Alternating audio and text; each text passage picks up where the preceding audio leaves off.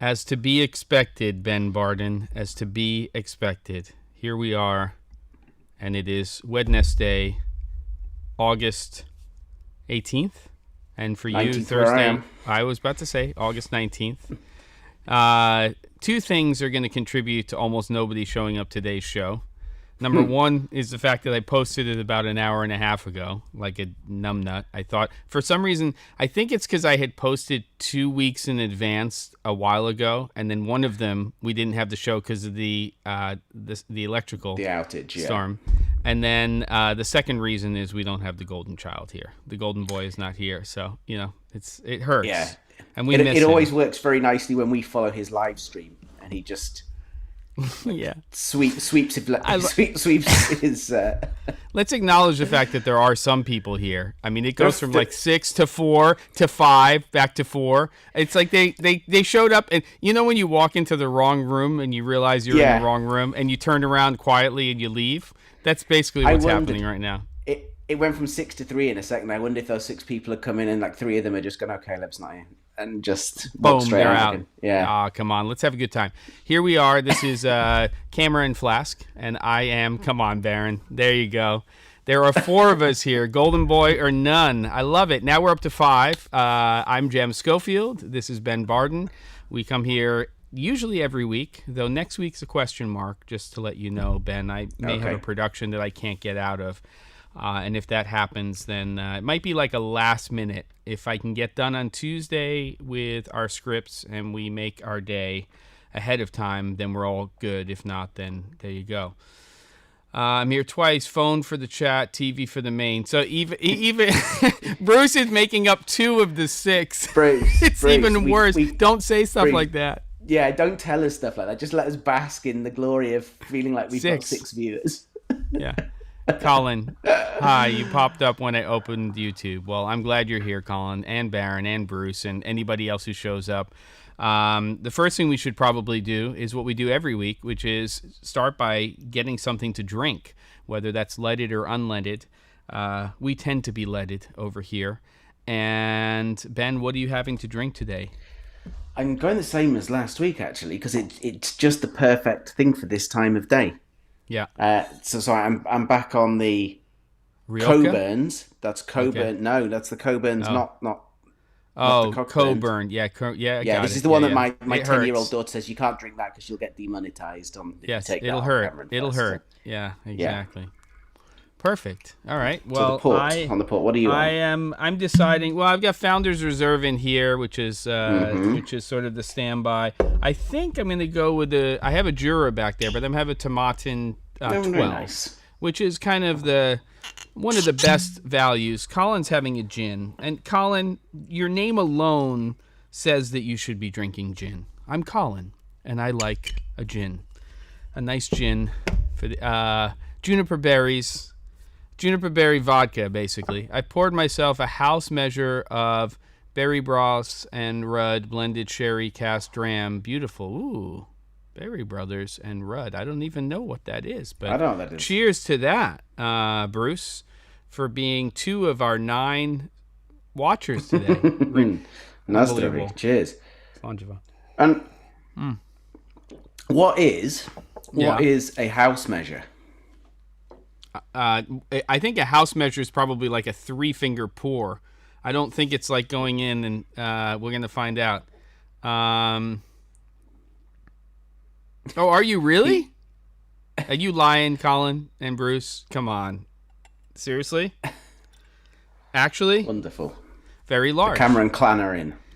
Very large. You're having a Coburn, and he's having a very large. So here we Nice. are. Let's get going with 10 people. Okay, so this week is a little different. We had our eBay challenge last week. It felt like a month ago that we had that. And a 3-finger pour, if you don't know, it's pretty easy. That's 3 fingers. Roz is here. What's happening? So Roz. we did our eBay challenge. I enjoyed that immensely. We definitely have to come up with another something like that or frames in the future. I still want to do the wish thing. Okay, let's do the wish. But we need What to is plan the it. We need wish? to. We are going to have to stump up some coin for doing this. But we're going to have to say that we're going to buy stuff that sounds amazing from Wish. You know where you get like a Oh, Mavic, yeah. a DJI Mavic Pro, which is what, $1,600, something like that, and retail, and this is like $99. Yeah. That we're gonna have to each do like $100 to find something. Let's do and then it. just see. I think that's be a 100%. huge amount of fun. I think we should 100% do it. Let's do it. Okay. 360 cool. grad. Good to have you here as always. A Wish challenge will be amazing, and it has to be production related equipment. So it has to be like you're going for something like really good and seeing what's happening. An offer up challenge. I don't know any of these things. I live in a cave, Baron. I don't know, but you know.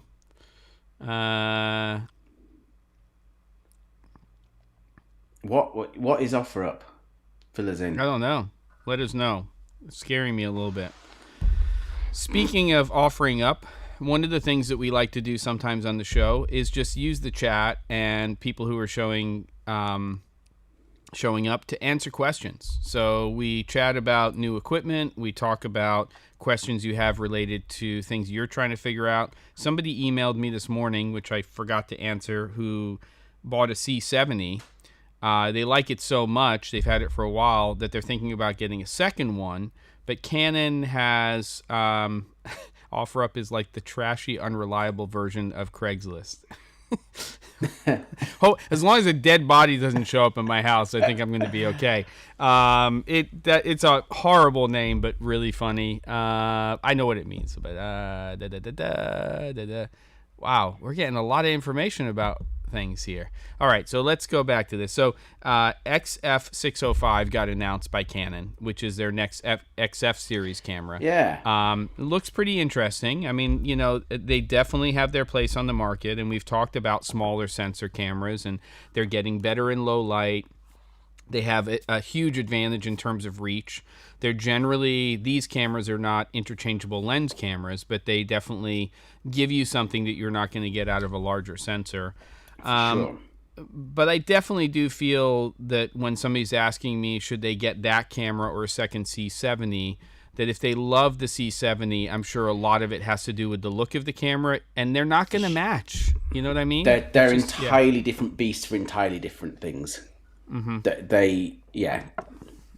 Yeah. A 605 is a useful bit of kit for certain types of work. I mean, a lot of ENG work now is being done by a single person. It's slightly terrifying, but I've seen things recently where you've been on jobs and there's been media covering that event. Yep. And you've had someone from TV and the reporter's been setting the camera up on sticks, then wiring up mics using wireless Go-2s, and then conducting the interview as well. So that whole thing, which is obviously a bit of a departure from the way that things have been done in the past. So for that kind of stuff, it's great. If you're the stuff that I often do, the offshore things, I use the XF 305, years ago for a big offshore job that I was doing, filming wind farms being built, and that thing was great because you could strap it onto you. It was everything in one box. Yep. They really have their place, but to match it with a 70 it's a very different thing. Like I say, it isn't going to match whatsoever. But they're still really interesting, and I think that if you're going with the approach generally of shooting in camera for your look, and I'm not saying they don't have other features, these newer cameras like the 605, I mean, you can shoot an XF AVC at 410 megabits per second. So, you know, you've got high data rates, you've got high resolutions, you've got higher frame rates, and just looking at the specs here, I think it's an interesting camera for people. You kind of have to think about it probably more like a 1-inch sensor version of something like a C200 in some ways, but it's not quite that. And price-wise, you're looking at about $4,500 US. So you're not that far off from a C70, but of course a C70 doesn't have a lens. That's part of the system, and that's a big deal. But you're gaining the flexibility of having a much larger sensor and some of the things that you can do with that camera. So I don't know. I mean, these cameras have a place, and they are getting significantly better in low light, which I think was a huge Achilles heel of those cameras in the past. For sure. But you are still going to have to back off quite a bit in order to get that shallow depth of field. And remember, a 1-inch sensor is smaller than micro four thirds, right? The math is there. 4/3, the direction. If it was 3/4, it would be different, but a 4/3 sensor is even bigger than that. So if you're used to shooting 4/3 and you think you'd be good with an even smaller sensor, it might be something you have to consider. Yeah. Which is kind of mad when you think about, say, like my drone's the DJI Air 2S, yep, which is this big. Yep. And the sensor in that is the same size as the sensor in the camera that's that big. Yeah. Well, it's going to happen. Hey, Loom, Travis, definitely going to get, and David, of course, we're definitely going to get some larger sensors in mobile devices in the future. I mean, I think we'll have to see. I think they'll push them into smartphones before they push them into tablets, to be honest with you, because that's where the camera really is the big selling point. But, yeah, I don't know what's happening. Oh, here, Robert, tell me how this is. There's your rumble. Sorry about that. I'm just, I apologize. Okay. 3 minutes behind. 360. That's a useful bit of a useful tip. With Wish packages, you have to leave the box outside for 1 to 2 days to get rid of the toxic plastic smells. Is that any different than ordering from Amazon? It's pretty much the same. It's the same shit. That stuff. Thing. Crap. Andres, what's up, man? All right, so let's get this conversation going. Really, the point of today's episode is to just have the chat be lively. So let's make it lively. Let's ask questions, because we haven't really had an opportunity, Rhapsodist, to talk about some things that people want to know about, whether it's lighting or camera or audio. Yes, so 360 grad, good segue, because I was just about to bring it up. I had not seen this until basically 5 minutes before the show, and I pulled up News Shooter. And Tascam, everybody should go to newsshooter.com right now so you can at least see the article and dig into it. 360, you're given the job of giving us more data. But it's in conjunction with Canon, Fujifilm, and Nikon. Tascam is developing an XLR. I don't know why they're announcing it ahead of time, but they're developing a CA-XLR 2D-C, great name for a product that you can remember so easily, XLR adapter to be used with mirrorless cameras. And I'm kind of excited about this because if they can put a decent preamp in there, and I think that that's the key to the castle, it's got to have a good preamp.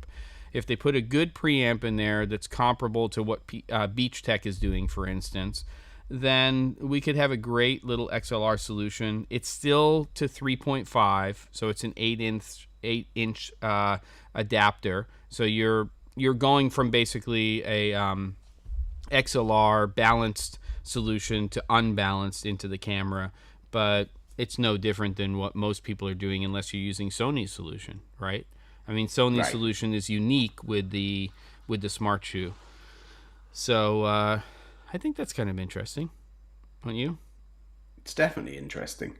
Yeah. We were just talking earlier about to think of any other manufacturers that have got that Sony system of being able to that very multifunction shoe. Yep. Canon's is more complicated than just have more sort of complex communication with a speed light, but I don't think it has what would be required to be taking audio in digitally into it, unfortunately. So you are still stuck with that 3.5, but it's a very, very short unbalanced 3.5 run on the 3.5 mil.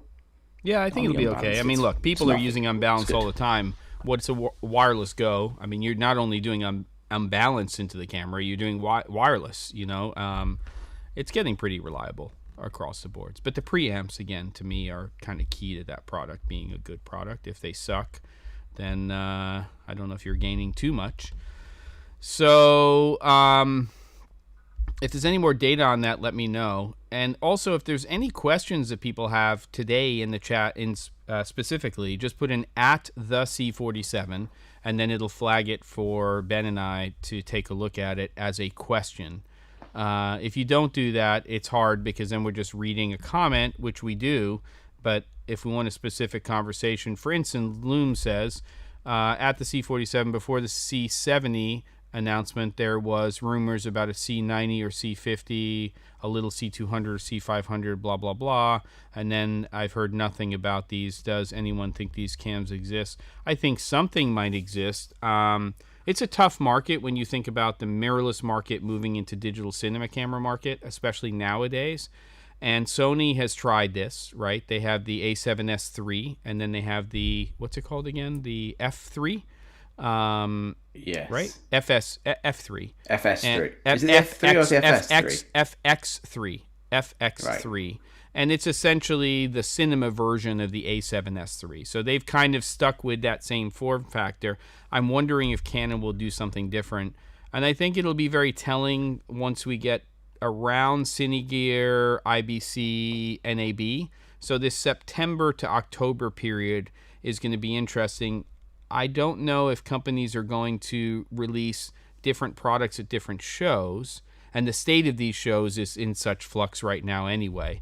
I mean, I think we already see it. The announcement was CES, if you want to attend, fully vaccinated. Today, after you and I spoke, Ben, email went out for NAB. It's not fully vaccinated or tested, it's just fully vaccinated to attend this show. And then you have IBC. It's going to be interesting to see how this all plays out with what goes on. Yeah. And I think things will change as well, because this whole thing over the last couple of months that everyone's noticed, so everyone's thinking they've now got the shield up because they've had the vaccination, and then loads of people I know have got COVID after being double jabbed.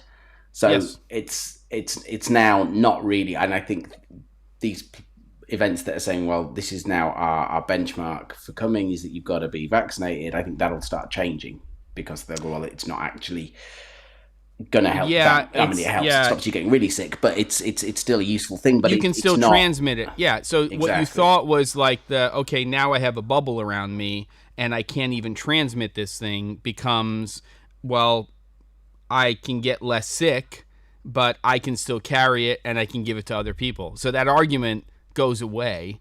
So it really makes people pause even more, which I really think sort of makes everything honestly start looking towards 2022. And we don't usually get into those conversations, but we're talking about it in relationship to trade shows, right, and these events and things like that. So it's going to be pretty interesting. Yeah. Just going to very quickly dive back to the Tascam thing. Apparently, with the new R3, it does communicate as it would do as the Sony ones do. Oh, so really? It's through digitally? The hot shoe, everything in. Yeah. But that's great. It's only saying that camera, so whether that's something that they've brought in, because that's a brand new model, the R5 and R6, it's not listing as being compatible yet, so kind of interesting. But yeah, back to the shows, I agree completely. I think really 2022 is where we're going to be, and even I'm not 100% certain that things are going to happen even then. Yeah. NAB's normally April, so that's quite early in the year. I still think, well, who knows? The pessimist in me still thinks we could be in for a slightly not back to normal winter. So it remains to be seen. As desperate as I am to have the trip, I'm missing it so much. I have a question for you. It says that the F version for the Fujifilm, like the Canon version, sends the audio directly from the hot shoe. But then it says, and uses the 3.5 millimeter option. So does that mean you get to choose either or? Maybe it's camera specific. Like maybe you have an XT4 and there's something about that shoe that lets audio pass through and it's always been there. I wonder... All right, I think we got to get some more data on this. If it does, in fact, pass it directly, that's brilliant, because that means that you're bypassing all of that analog stuff and you're just digitally passing that data. Obviously, there's an interference thing that could potentially happen there, but I haven't heard of any real issues with the Sony solution, so I don't know. It's very interesting. Yeah. Okay, Loom at the C47. Is there a monitor solution for a C70 where I can use the touch drag AF on that monitor? I'm not aware of one unless an API has been developed and somebody like Small HD has built it into theirs. Do you know of anything? There was that one company that started to do some stuff with cameras, but I don't know if was the it C70... Was it Portkeys or it was one of the... I think it might have been Portkeys. I looked at it, and for the C200, because I was looking for a monitoring solution that would work with the C200 for the touch focus, so that I could... Because the problem is, so I now have the Shinobi, which I love, but I need to have both monitors on if I want to use the touch focus as well. So the OEM monitors has to stay on, and then I actually have the one that I can see in daylight and so complicated, expose properly with. Yeah, and I don't want to have the two. I looked at it, and it did say that it was compatible. It did say it came with a cable that would connect in, but it looked kind of janky, and I went all over the internet trying to find someone that had done a review, video review, written review, any kind of feedback as to whether that thing worked with that camera, and I found nothing.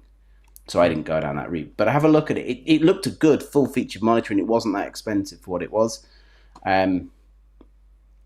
I'm pretty sure it was Portkeys. I'll have a look. Okay. Future Tech, I believe the only compatible camera listed is the R3, and I don't know the hot shoe specs. By the way, Future Tech, it's been a while since you've been here on the show, but your channel's growing, so good job. And well done on that. Keep cranking out the content. You seem committed. If I'm tracking with you, I believe I know who you are. And good job. And there's the rumble, just for you. Jem, on the pictures, at least, there are no cables. Yeah, those are PR pictures. You know that. Oh, there is one cable on the Nikon one. So yeah, maybe that is actually accurate. So they show no cable on the Canon one, no cable on the Fuji, and they have it attached to the XS10. And Future Tech is lurking. All right, well, go get a good curry afterwards. I think you're in England, right? I'm pretty sure. A lot of people actually come here from the British Isles. I'm happy. I know we've had the Scottish contingent just in general, this evening, which is but great. Just in general, I think we have a pretty good representation. And then we have 360 grad hanging out on the mainland. Well, it's quite nice. We have a bit of a Central European crowd as well, which is nice. The locals. In Switzerland, we've got people in Holland. I like it. It's good. No one in Czech. No, and some representation in the States for sure, but it's not like 90% of the other stuff that I see, which is just like 9.5 to 9.9 people out of 10 are from the States. So I like it. I like what we have going on here. It's good. Rhapsodus FX6 has finally arrived 2 days ago. Congrats, Robert, NYC, Andres, we know you're in Puerto Rico, and GWiz 5150, Australia. It's great. We like that. It's global, and we like that you spend your time coming to hang out. All right, so what else do we want to chat about? I mean, we're going to have to get some more data about this. I don't know when the Tascam is coming out. If somebody can check the article, that'd be great. I love that on News Shooter it says Tilta cooling kit for the Canon EOS R5 is an actual real product. And we heard about that a long time ago. Dead Astronaut, you're in Iceland. I am so jealous because that is a place that I really wanted to go. And then this pandemic happened. What's the deal with traveling there, by the way? Go ahead. What were we going to say, Ben? It's green. For traveling to Iceland from the UK, it's green. You can go, come back. I know this because Jago's just been. It's his favourite place on earth. He's just been for a week's holiday. So, and then in his crazy scheduling. So, hi, Jago. I hope the drive is going well. But what he's done now, so this morning, he said he got up at 3 a.m., travelled to the airport in Reykjavik, flew back from Reykjavik to Heathrow. So we're UK-based in the Lake District, which is a long way from Heathrow. He drove all the way from Heathrow up to the Lake District to pick his gear up, and then drove all the way to way beyond Inverness in Scotland. So this is a 10.5-hour drive on top of all that travel. He's going to get into where he's staying up there on the Moray Firth, and he's going to get there at 3 a.m. and he's got a 6 a.m. call to then go out filming off a boat all day tomorrow. Manic. So, Manic. but the pictures from Iceland, just every trip he goes and these pictures come back, it just looks the most incredible, beautiful Well, you know, place. And I really have to go. Caleb went right before the pandemic happened. So good for him and getting there. And by the way, speaking of Inverness, there used to be a place in Inverness in downtown, which I may still be there. But when we went to Inverness the first time, it was called Hootenanny, and it was a proper little pub, and they would have Kayleys there, but it was run by people from Thailand. So the entire menu was Thai food. But they would have Kayleys. It was brilliant. I mean, you would just go in there and get a lager, and then you get proper Thai food, and they would have Kayleys. But the last time we went there, it wasn't that anymore, which was kind of sad. But it was brilliant, really good. That sounds great. Chris, I didn't say you can't move to Oregon.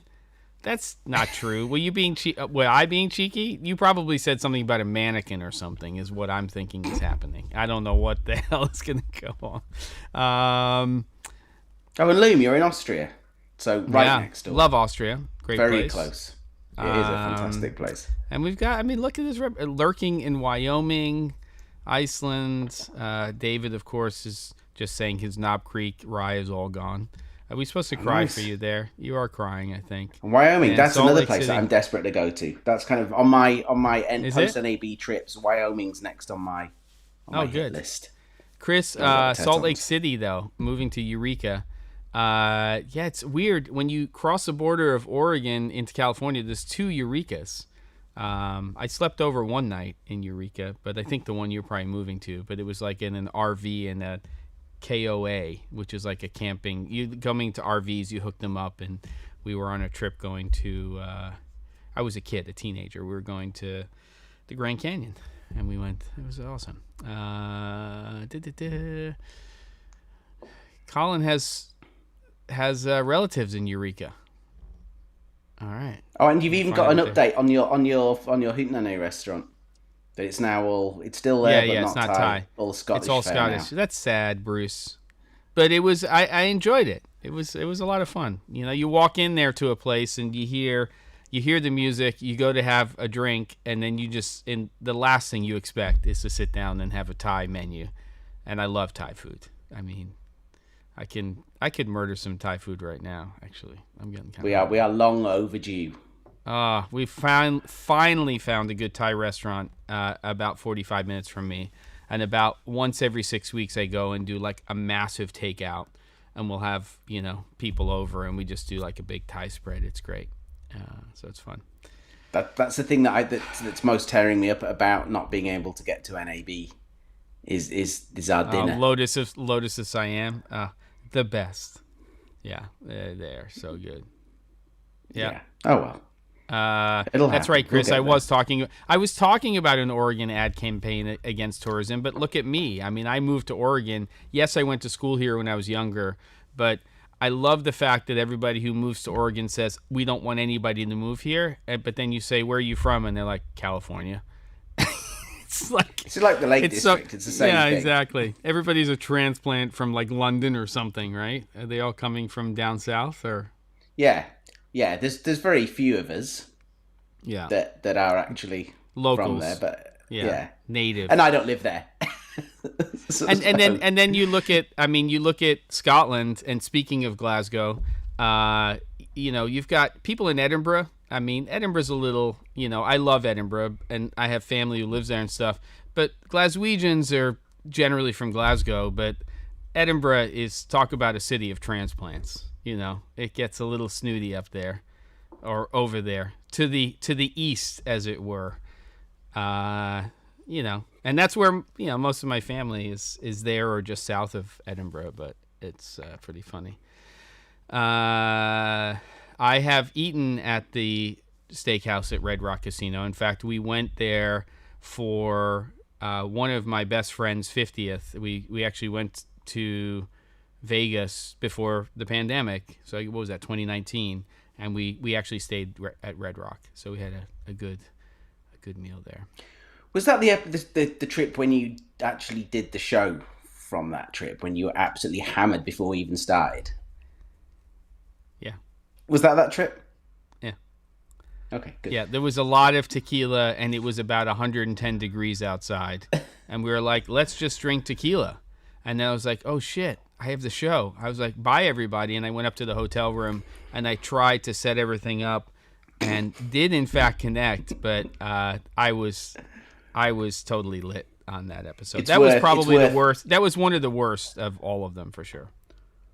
There was an early one where me and you both went quite hard at it. I think we were both sober at the beginning of the show, but 20 minutes in, we were both steaming. Forget it. Yeah. Yeah, we took the flask to heart. That one, but the one with you in Vegas is worth looking out. Go back to the playlist. I've never done a playback of it because I know that I was definitely slurring and not making a lot of sense. So, but it was fun. I think it was fun. It was. Well, it was fun for you. I think it was fun for me. It was good. You look like you were having fun. Yeah, I had a good time. Okay. Cool. All right, let's get some more tech questions up here, and I'll see what else is coming up here in the. I'm gonna just while we're waiting for some to come in. I had a look round because I'd remembered last week we were talking about timecode boxes. Yeah. Timecode solutions. Wondering why there was nothing affordable. There was a Kickstarter which did this initial thing, and I can't remember what it was called, but it was quite well, it should have been quite small. It was this huge brick that went on, and again, I can't understand. And it used AA batteries rather than being on an internal battery, which you could then just charge up through USB. So the thing was way bigger than it should have been, but it was using the GPS timecode. So I had remembered something like this. And then they did a Kickstarter for a second version of it, which didn't even get funded, which is bizarre because it just seemed such a good priced solution. And all that thing needed to do was once every however many days, you needed to take it outside so that it would just relock. And it would tell you if it was slipping, it would know. And then you just take it outside so it would get the GPS lock again. And then you bring it back in and you could run that into anything. And they had two versions. They had one that was using a BNC and going with normal, it had various connectors on it. And then there was just a basic one, which was going to use an audio. And it had a pass through on it. So you could split the channel, so you could still put an audio input onto one channel on on an SLR or a mirrorless, and the other you could have timecode going in. Somebody please sort that out and make it. It seems such a simple thing. Maybe Caleb could. He builds stuff all the time. I know. He's Caleb could for sure do that. He's like MacGyver. He should definitely do that. It just seems that those things, when those things come out for a lot of us, that those things come out in the prices that they're still a little more. And if we're talking about wanting to put that into everything, an audio recorder, a couple of cameras, you're still looking at a few $1,000s for that. But if you can get those things down to $150 per unit, I don't see any reason why someone can't make something that's based on the GPS system or the atomic clock system or something like that. And the beauty of that is you can, and with this whole thing of remote working now, and the stuff that you're doing, remote directing, because it's all just uses UTC, so this time code is the same worldwide. So if you've got two of these devices, you can have one here and one in Australia. They've got the exact same time code running in them instantly, as long as they've seen the sky in the last 3 days. Yeah. Somebody please make this. Please. Or just build it into the cameras, for goodness sake. That's the... Can you imagine if that was just a universal, every camera that was made had that in it, regardless of the manufacturer, and it was just a shared standard, it would be brilliant. It just does not seem that... It just doesn't seem that... Well, it clearly is that complicated because someone would have done it. But to me, it just seems... Just doesn't want to go down the route of... I don't know. Have you seen this? Have you seen this charging case for the Wireless Go? No. I just saw it. It's kind of brilliant because it's got 3 USB-C slots, and what you do is it's either Wireless Go or Wireless Go 2, which would do both of your, transmitters into your receiver, and it's basically a power bank, and you just stick the little Wireless Go's in there. And it's even got USB-C coming out the back, so if you want to charge a cell phone or something like that, So you're out there, and the wireless Go doesn't last for 2 days. So if you've got 2 sets of them, which I do because I just don't, if I'm going to use them, I don't want it to go down. Then you could have 2 in there, and then you just pull them out, and then you just put the other ones in there, and you for sure could go for there. And it's a 3,000 milliamp. It's kind of interesting. And you can charge other stuff from it. I don't know. Let me scroll down and take a look. And then I have some questions to go over with people. $50. Oh, that's fucking brilliant. Excuse my French. I mean, that is... I'll buy that. I'm going to leave that page up for $50. If they'd said $150, I would like, screw that. But $49.99, that's pretty great. You can be absolutely certain that it's not going to be $49.99 here. Well, it'll be £49, but it's still. Yeah. But that's great. But it is. I mean, let's be honest. What I think is great about that is that you have a product that costs $200-ish US dollars, and you're not making a product for it that is pricing itself out of the market as an accessory. It makes people want to buy it. If that was $99, some people would buy it. At $50, it's almost an impulse buy. If you've got a little scotch in you or gin or something, then it's even more. You're just like, I remember that thing, and you just go ahead and buy it. I've never done that. Never done that. Never bought it. As soon as we're done with this, that's definitely not happening. Yeah. 360, not much about affordable cine glass. They got cheaper and cheaper and better, and then the race suddenly stopped. Sad. Yeah. Yeah. True. I mean, it sort of worked. I mean, I guess we'll see. I think we're in a lull. We had a lot of cameras come out and a lot of product come out at the beginning into sort of the first 6 to 9 months of the pandemic, and it's been pretty quiet. But I do feel like in the autumn, it's going to start to heat up again. Do you know, I find that whole thing with the cine glass, it's an interesting, with those lower end products. It's kind of an interesting thing as to where they sit in the market, because for me, I've looked at it and gone, well, say like Sigma put them in, so the guts of those are the same as their AF art lenses, as into the optics are the same. Yep. Now, unless you really need that huge focus throw on it, which if you're manually focusing, you do, sure. But how many of us really would have that over having the advantage of still being able to use the AF and for the difference in price? It's an interesting, it's as to where they sit, as to if you're using cine. For me, there are times when I would really want to use cine lenses. And I did a job when I was in the UK where I got a full set of Cook lenses to play with. It was a set 4 or 5. It just beautiful, amazing things. And I would rather rent something like that in for the rare times that I need that. Yeah. Because we were shooting on Alexa, so the kit that we were given that had to match with what the main unit were doing. So it was the Cook the 4 eyes. Yeah. Just beautiful things. And you'd rent those, something like that in, and for me personally, it's not something that would fit in. I'd consider really buying after thinking about it. They'd have to be still cheaper than they are. Yeah, I think if you're a feature film cinematographer and you can either sub-rent them, or when you get hired on a job, you sort of have your lenses and you come on set with that. That's not these cheaper ones. You're not gonna get work on the base of those. A lot of people. No, not the cheaper ones. No, exactly. That's what I'm saying. Which is why I think it's weird. Cinematographers will invest.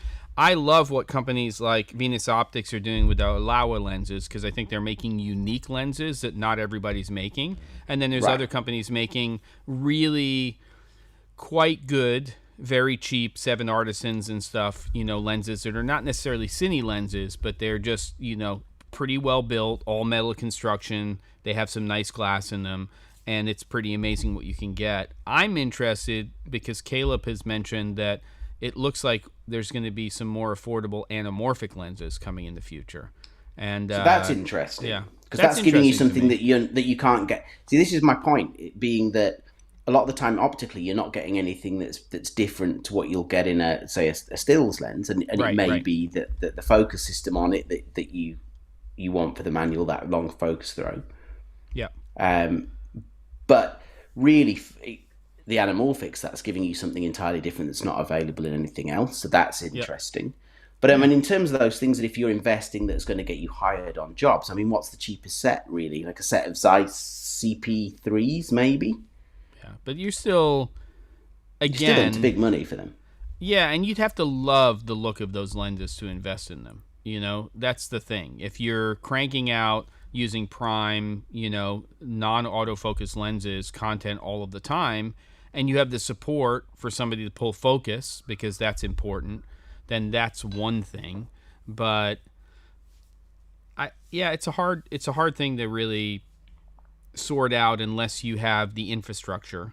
But I am interested in, you know, what does happen over the next year or two. Yeah. There's some questions here. I'm going to scroll up here. There's one. First, going back, Loom says, what content do you guys enjoy watching on the YouTubes, and what movies do you enjoy watching, and what's your preferred streaming platform? No preferred streaming platform, though Disney Plus here where I live just is a spinning wheel for every time we try to watch something on there. I bounce between Hulu, Netflix, and Amazon Prime. Right now I'm watching Reservation Dogs on Hulu, which I'm liking very much. And I like to watch all kinds of stuff, but I tend to watch...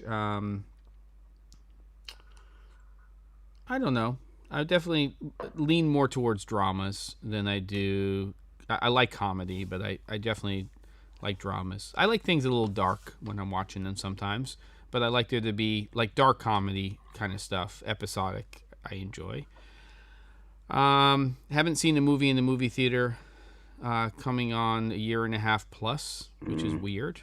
So that's kind of strange. But I am interested in Dune. I definitely would like to see that in the theater. You know, whether or not it's going to be good or not. I mean, I have some faith because of who the director is, but I don't know. How about you, Ben? And anybody in the chat? I mean, I get all sorts, really. So, iPlayer, when BBC do, you know, a good drama series. I don't tend to dive into iPlayer very often. Time was the last series I watched on there, which is just outstanding. And the feature that I've just been working on doing locations and then second unit shooting, the DP on that shot Time, which is his prison drama, which is the best thing I've seen for just every aspect of it is phenomenal. Do you like Shetland? I've been watching that on BritBox. Yeah, I love Shetland. Shetland. I think it's a great show. I like stuff like that. I've become fascinated by these weird communities, and it often is police dramas that bring you to those. So there was another one called Fortitude, which I don't know if you ever saw, which is a Sky Atlantic thing. No.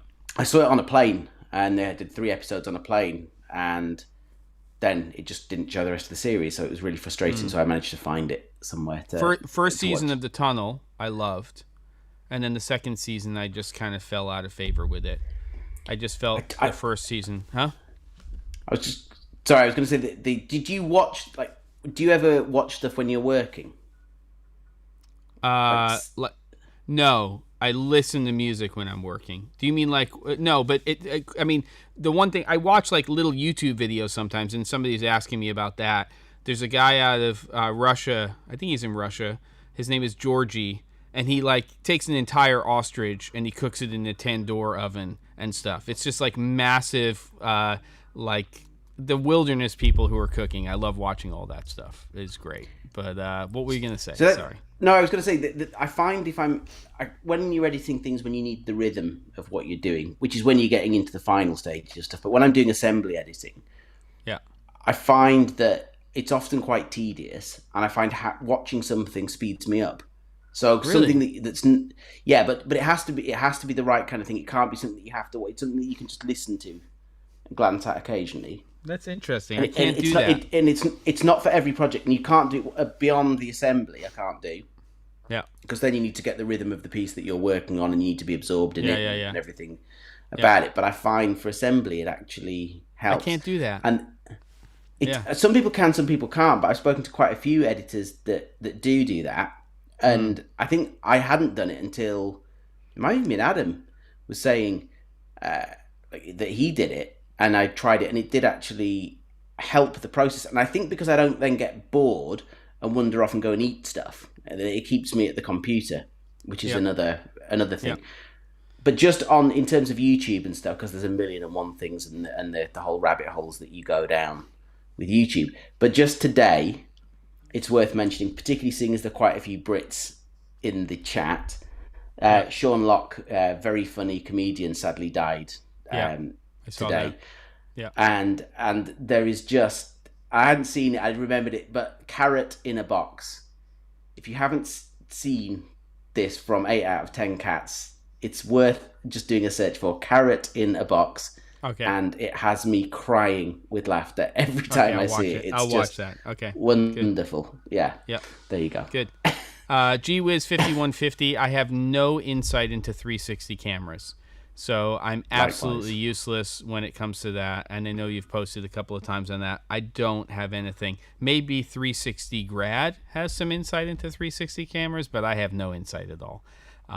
That's a cheap way of, like, you know, getting rid of that question, not because I don't want to answer it. I just have no data. Colin says, I started using a cheap slate for keeping track of shooting only this year. I would ask do you use them, and under what circumstance, and is there any point getting the more expensive versions? Well, I can give you my experience. Anytime I'm doing anything that's a quote-unquote real production, multi-camera, where we've got a crew, and really it boils down to multi-camera stuff, we tend to use a smart slate and make sure, you know, it's usually provided when I'm doing stuff by the sound recordist. Sometimes we'll have it here, and, you know, they'll jam sync time code, and then they'll have a smart slate, and they're not necessarily slating, but it can come from somebody else. The rest of the time, it's, I mean, I have one over there. It's literally, you know, a dry erase marker and a Sharpie. And what we'll do is we'll take gaff tape, like white gaff tape, and we'll put it on the slate, and we'll put stuff that doesn't have to change. And then everything else will be the dry erase. And the trick, by the way, is if you can't get rid of dry erase, you actually use a permanent marker and then use the dry erase again, and you can wipe stuff off. There's like a little trick with slates that way. You can actually, is it that way? I think it is that. It's like whatever's on the slate, you can actually use like a full-on regular Sharpie, and then you use dry erase, or somebody knows. I'm just having a brain fart here, or vice versa. And you just have to have both of those there with you. But usually it's just old school. It's just pretty simple. And slating is so important. It's so important for the editor. And of course, if you're doing double system sound, that's really where it makes a huge difference. But I tend not to use the tablet-based slates, because unless they have a clap sound, because a beep sound doesn't register on a waveform the same way as a clap does. A clap looks like a spike in the waveform. So you can sync to that. You can say, okay, picture and sound. But when in the old days, I was like, I'm so excited, they have a slate app, and it would go beep, and you look in there and you're like, where the F is where's the sound in the waveform? And, you know, it's a pain in the butt. Ben? But, well, exactly the same.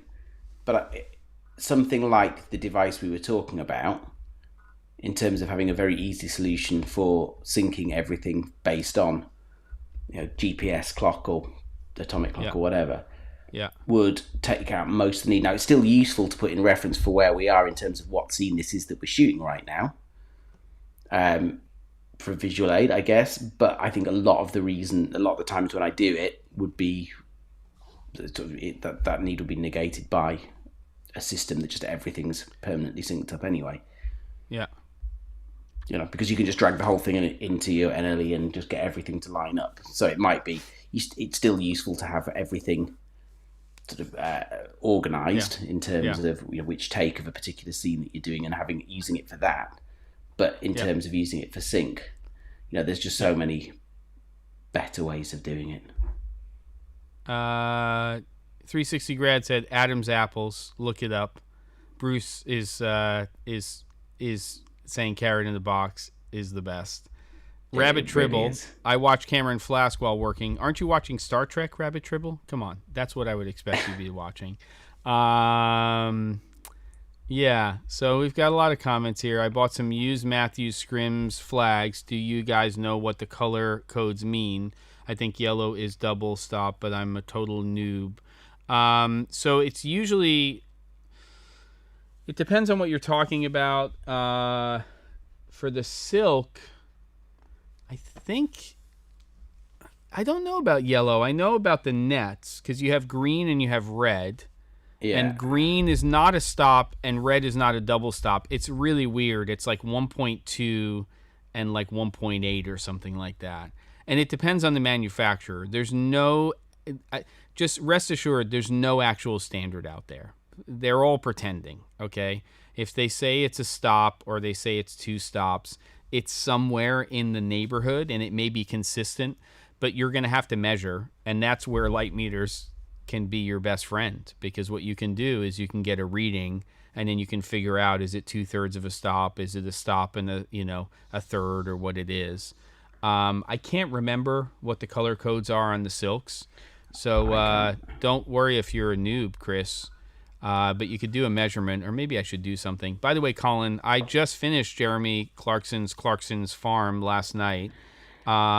He's a really interesting person because he's very polarizing. I do think that, and everybody can have their opinion, that he is a brilliant voice. I mean, my favorite voice of all time and personality is David Attenborough, for sure. If I wanted to have one person do something, it would probably be him. But that's a whole thing having to do with my life as well.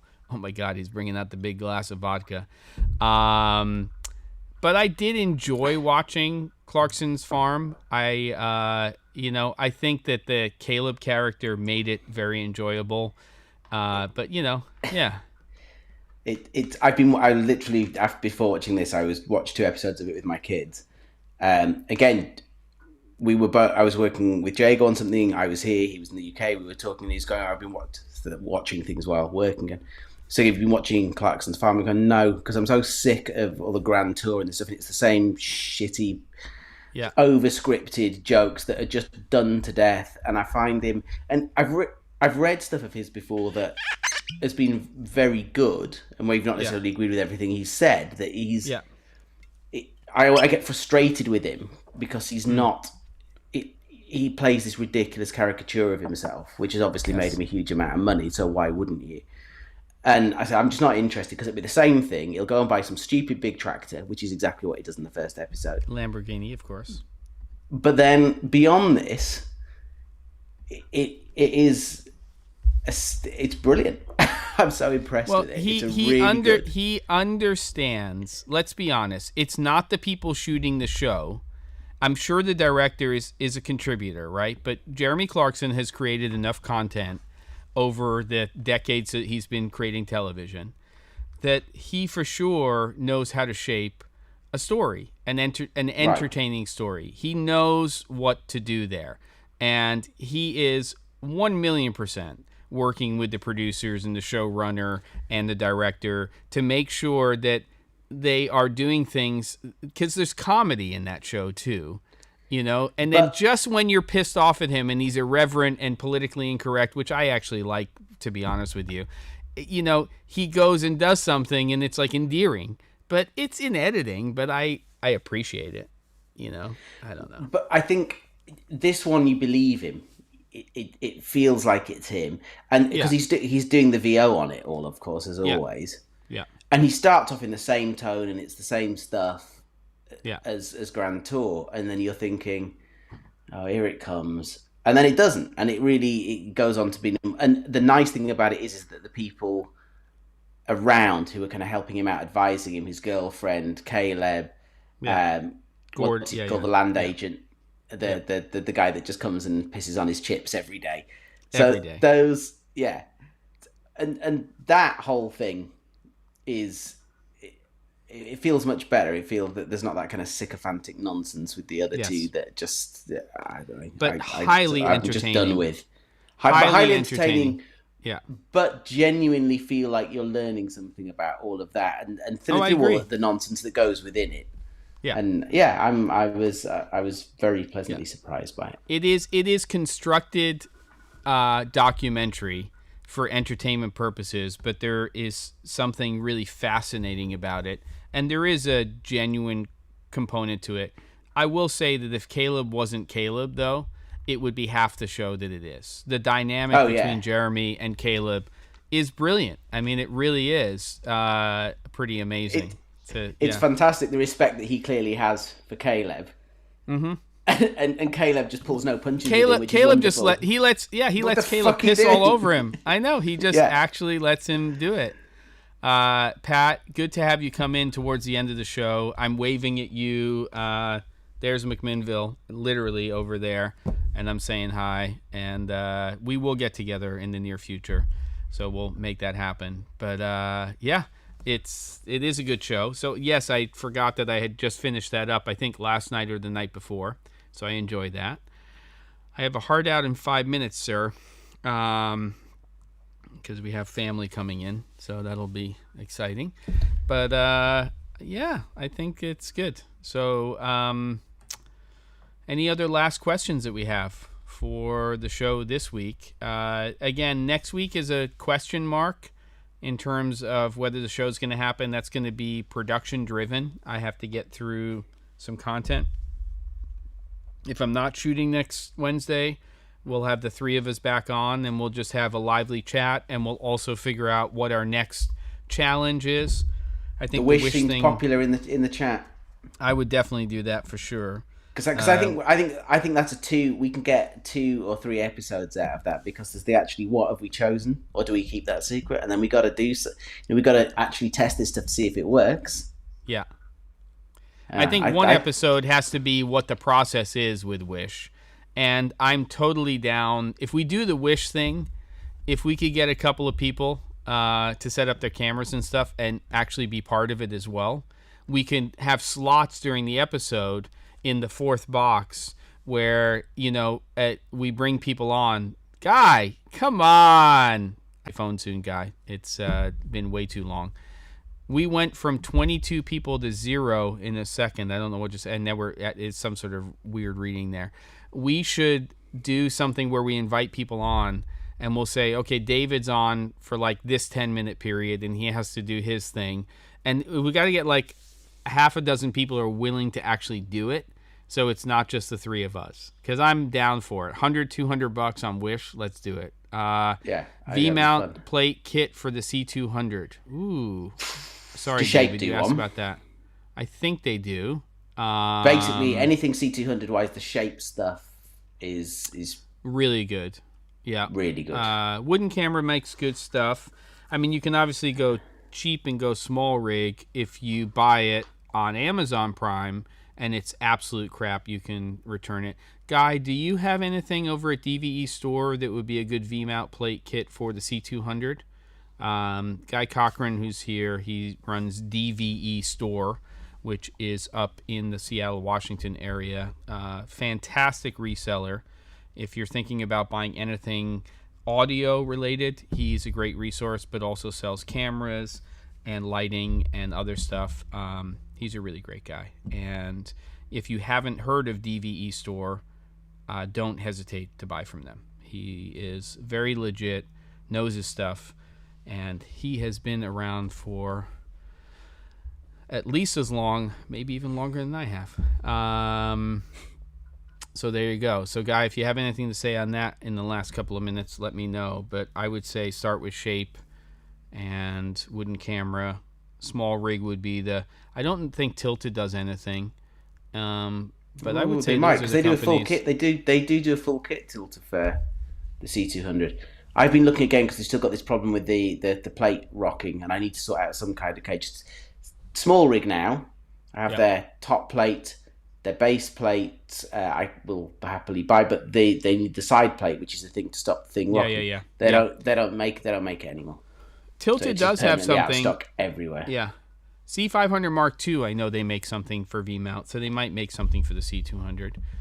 David, what I would do is definitely jump on New Shooter and check that out. You could try Cine D as well and just say, V-mount kit, V-mount plate, say C200 V-mount, and just see if there's some options there. I'm just trying to think of anybody else.